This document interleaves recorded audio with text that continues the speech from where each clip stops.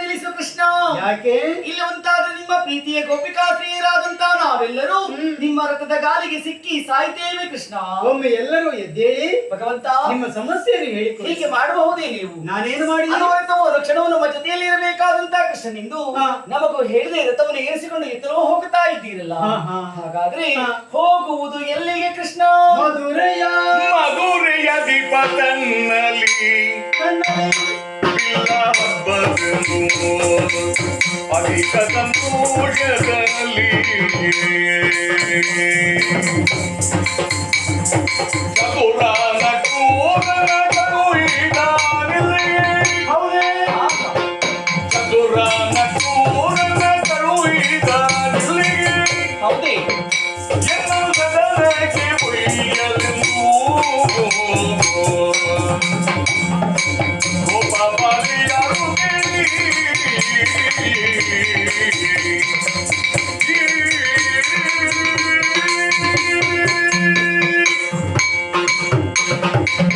ಗೋಪಾಲಿಯರು ನಿಮ್ಮ ಮನಸ್ಸಿನ ನೋವು ಏನೇನುವುದನ್ನು ಸರಿಯಾಗಿ ಅರ್ಥವಿಸಿಕೊಂಡಿದ್ದೀನಿ.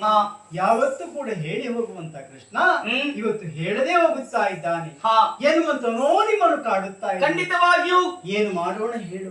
ಕರ್ತವ್ಯದ ಕರೆ ಎನ್ನುವುದು ನನ್ನನ್ನು ಕೈಬೀಸಿ ಕರೆಯುತ್ತಾ. ಯಾವ ಕರ್ತವ್ಯ ಕೃಷ್ಣ? ನನ್ನ ಮಾವನಾದ ಕಂಸ ಮಧುರೆಯಲ್ಲಿ ಬಿಲ್ಲ ಹಬ್ಬವನ್ನು ಏರ್ಪಡಿಸಿದ್ದಾನೆ. ಅಳಿಯಂದಿರಾದ ಬಲರಾಮಕೃಷ್ಣರಿಗೆ ಆಹ್ವಾನವನ್ನು ಕೊಟ್ಟಿದ್ದಾನೆ. ಇದೋ ನೋಡಿ ನಮ್ಮನ್ನು ಕರೆದುಕೊಂಡು ಹೋಗುವುದಕ್ಕಾಗಿ ಅಕ್ರೂರು ಬಂದಿದ್ದಾನೆ. ಆದ್ದರಿಂದ ನಾವೆಲ್ಲ ಹೊರಟದ್ದು ಮಧುರೆಗೆ. ಹಾಗಾದ್ರೆ ನಾವೆಲ್ಲರೂ ಕೂಡಿ ಬರ್ತೀವಿ ಕೃಷ್ಣ. ನೀವು ಯಾರೂ ಬರುವುದು ಬೇಡ. ಯಾಕೆ ನಾವು ಬರುವುದು ಬೇಡ? ಅಲ್ಲಿ ನನ್ನಂತ ಮಲ್ಲರೆಲ್ಲ ಸೇರಿ ಮಾಡುವಂತ ಬಿಲ್ಲ ಹಬ್ಬ ಆದ ಕಾರಣ ಬರುವುದು ಬೇಡ ಕೃಷ್ಣ. ಒಂದು ಕ್ಷಣವು ನಿಮ್ಮನ್ನು ಬಿಟ್ಟಿದ್ದವರು ನಾವಲ್ಲ. ಹೀಗಿರುವಾಗ ಬಿಟ್ಟಿರಬೇಕು ಅಂತಾದ್ರೆ ಇಲ್ಲಿದ್ದು ನಾವೇನು ಮಾಡಬೇಕು ಭಗವಂತ? ಯಾವಾಗಲೂ ಕೃಷ್ಣನ್ನೇ ಕಾಣಬೇಕಿರುವಂತ ಆಸೆ ಇಲ್ವಾ ನಿಮ್ಗೆ? ಸತ್ಯವಾಗಿ ಹಾಗಂತ ನನಗೆ ಹೋಗದೆ ನಿರ್ವಾಹ ಇಲ್ಲ. ಸರಿ, ನಿಮಗೊಂದು ಉಪಾಯ ಹೇಳ್ತೇನೆ. ಯಾವ ರೀತಿ? ನಿಮ್ಮಲ್ಲಿ ಬಹಳಷ್ಟು ಮಂದಿ ಗೋಪಿಕಾ ಸ್ತ್ರೀಯರಿದ್ದಾರೆ, ತುಂಬಾ ಜನ ಇದ್ದಾರೆ. ಅವರಲ್ಲಿ ಸಣ್ಣ ಹುಡುಗೊಬ್ಬಳಿಗೆ ಬೇಡ, ಇಲ್ಲಿ ಇಬ್ರು ಇದ್ದಾರೆ. ಇಬ್ಬರಿಗೂ ಶ್ರೀಕೃಷ್ಣ ವೇಷವನ್ನು ಮಾಡಿಸಿ ಅವರ ನಡುವಿನಲ್ಲಿ ಕುಳ್ಳಿಸುವುದು.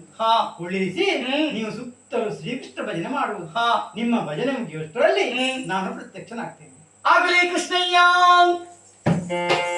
ಕೃಷ್ಣಮೂರ್ತಿ ಕಣ್ಣ ಮುಂದೆ